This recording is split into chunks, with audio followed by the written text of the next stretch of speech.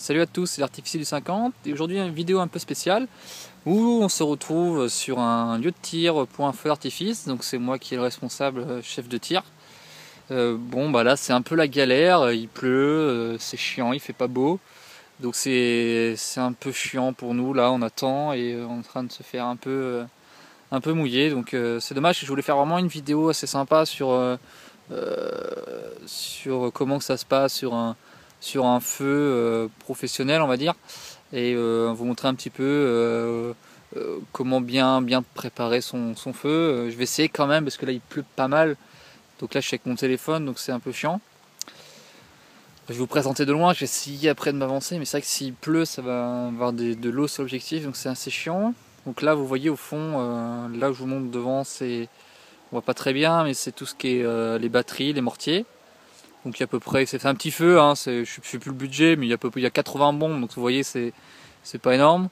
Donc là tout ça c'est les mortiers. Ici on se retrouve avec les compacts, et ici les chandelles. Et là on se retrouve avec notre table de tir, avec notre magnifique carton pour protéger un peu notre régie, parce qu'on a le son et puis bah, la table de tir. Et là au fond, là je sais pas si on voit bien, on a les enceintes pour le public. Le public sera posé ici au fond. Donc voilà un peu, qu'est-ce que je voulais vous montrer. Je voulais essayer de vous montrer un petit peu, mais là il pleut vraiment pas mal, hein. C'est assez chiant. Donc là ici vous avez la table de tir.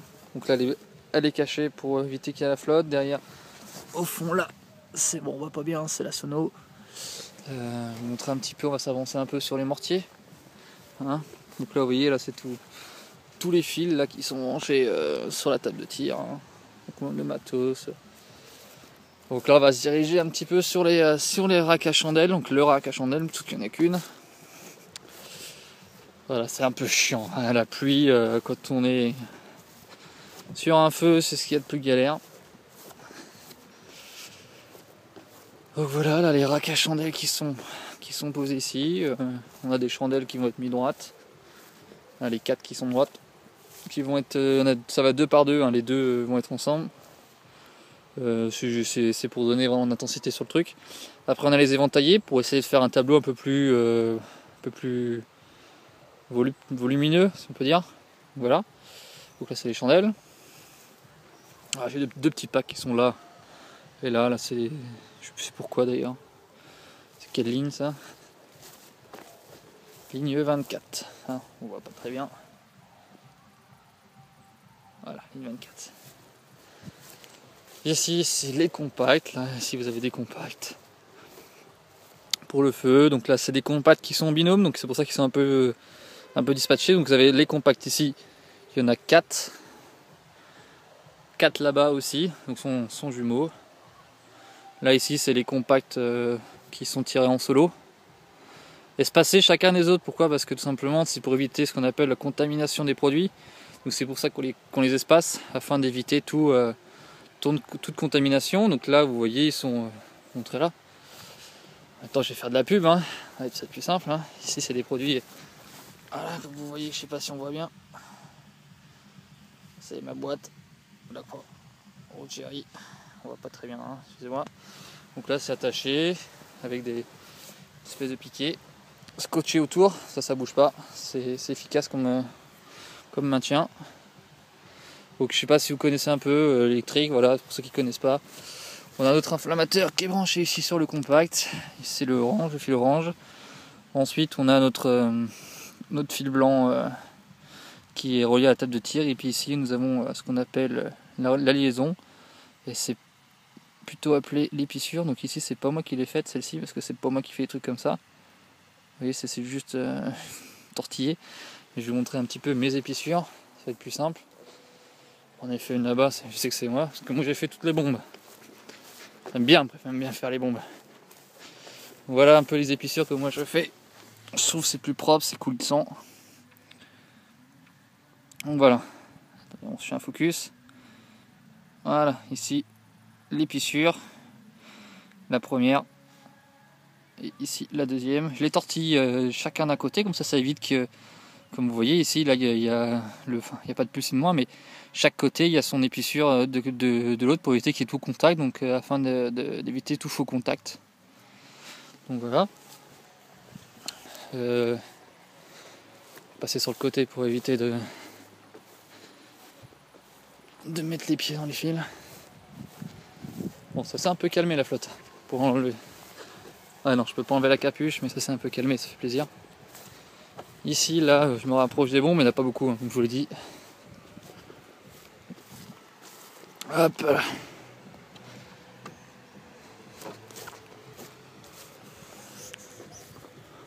Donc là, voilà les bombes. Un petit peu les bombes de ce que c'est. Donc ici, je sais pas si vous voyez un petit peu comment on fait sur les feux. Donc ici, c'est mon bouquet final qui est là, là et là, cette partie-là. En fait, on met... je vais essayer d'ouvrir un peu. Je sais pas si on va bien voir. Voilà, on voit bien en fait. Donc ici, vous avez le film rétractable pour éviter qu'il y ait toute la flotte qui vienne se rentrer dans les mortiers afin justement de mouiller la bombe et donc d'avoir un effet pétard mouillé ou qu'elle parte pas du tout justement. Et dedans, je sais pas si vous voyez, il y a un scotch. Donc là, vous voyez le scotch ici. Là c'est la ligne 30 pour dire que c'est notre quelle ligne. Là, vous avez des scotch sur chaque mortier ici. Hop, hop, hop, sur chaque mortier. Ces scotch-là vont être pour une seule raison, enfin pour deux raisons. Donc en fait, quand votre bombe va partir, ça va enlever donc tout le film rétractable. Et le scotch derrière, ça va avoir deux raisons particulières. La première, ça va éviter que quand ça parte, ça fait des étincelles, enfin ça fait vous voyez ce que ça fait. Ça va éviter que ça contamine justement l'autre compartiment. Donc juste ici, ou voire même sur les côtés, hein, ça peut aller très loin sur les autres bombes. Donc quand ça part, ça, avec les retombées, justement sur ça retombe sur le scotch, ça tombe pas sur la mèche, donc ça évite que ça contamine notre produit. Et donc voilà la première raison. La deuxième raison, c'est d'un point de vue sécurité. Donc je sais pas si les autres artificiers le font, moi je fais comme ça. C'est que voilà, une fois que le feu est tiré, ce qu'il faut faire, enfin moi ce que je fais, et je vous le conseille à vous aussi, c'est de faire un tour de tous vos produits, de voir ce qui est parti, ce qui n'est pas parti. Donc ici là pour les bombes, quand vous voyez un scotch sur le mortier, ça veut dire que tout simplement, attention, la bombe n'est pas partie, ça fait un visuel, au moins vous ne mettez pas votre tête par-dessus comme un gogo. Et là, c'est juste purement pour ça. C'est vachement important, je vous le conseille fortement.